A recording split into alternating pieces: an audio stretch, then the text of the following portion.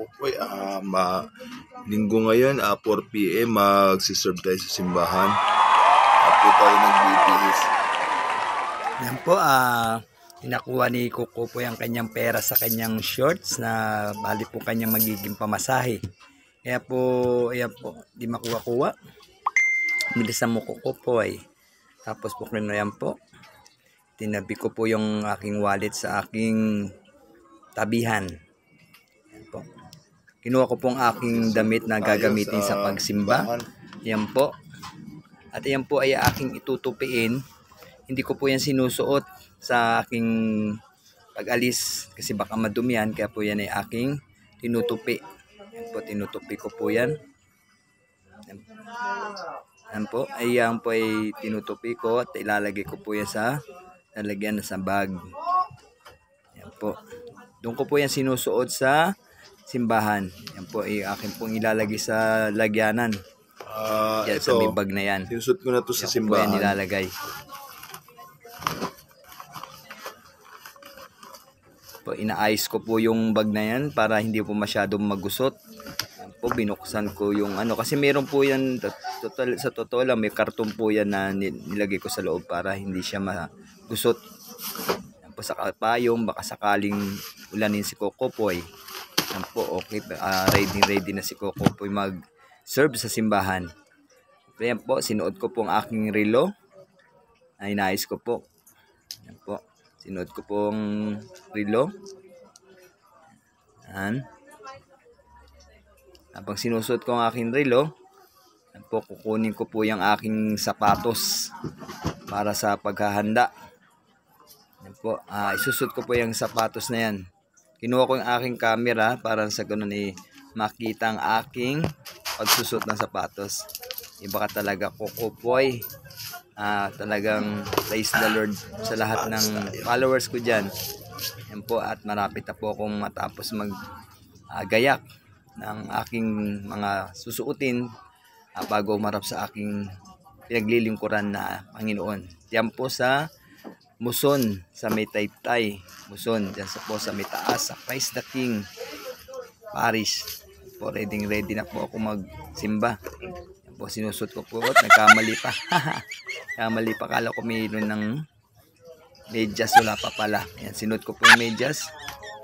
Dahil po ako po nagmamadali talaga dahil may oras po ang aming pagsimba. Alas 4 PM po. Ayan po, palabas na ako ng bahay. Talaga mahirap pong dumaan dito sa aming spinita po kasi ito Putulap na lalaki. Hanggang sa simbahan to. Paggago mo. Parang tanga lang,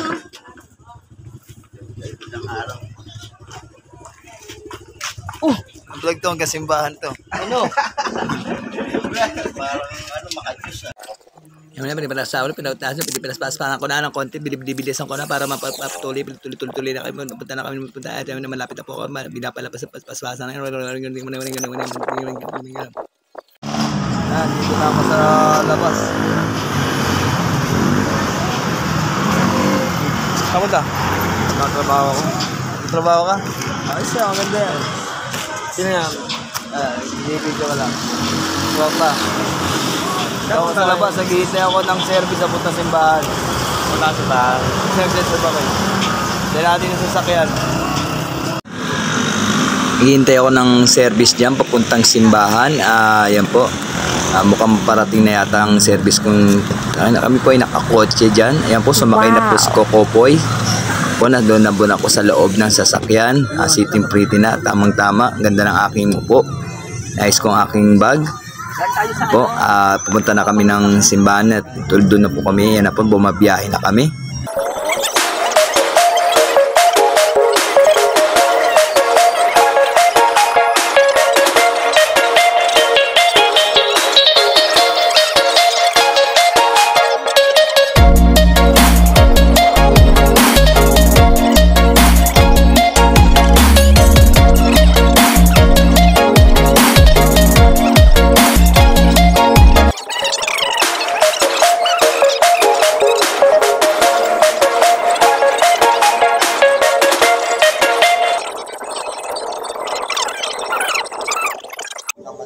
Yan po, nakarating na kami sa simbahan.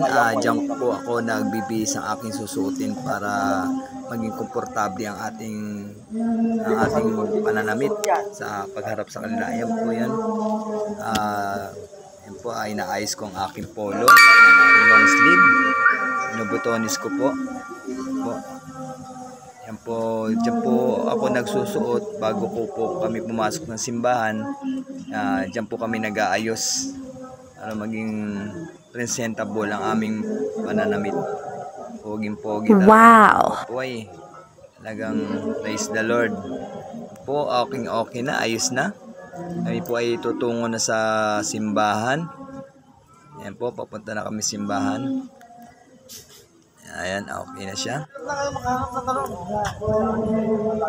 Ayan po, ako binibidyo-video ko pa po yung labas ng simbahan para po makita po ninyo yung labas ng simbahan na aking pinagsisimbahan. Ayan po, mapuno po yan. Ayan po yung mga kasama ko sa pagsiserve, yung dalawang yun. Ayan, bali 4 kami, yung isa nandun na yata sa loob ng simbahan. Nandito pa kami sa labas habang naghihintay, nagpapahinga muna kasi maaga-aga pa ang yan po mga koko po, hanggang dito na lang, hindi na kukunin ng sa loob. Bye bye!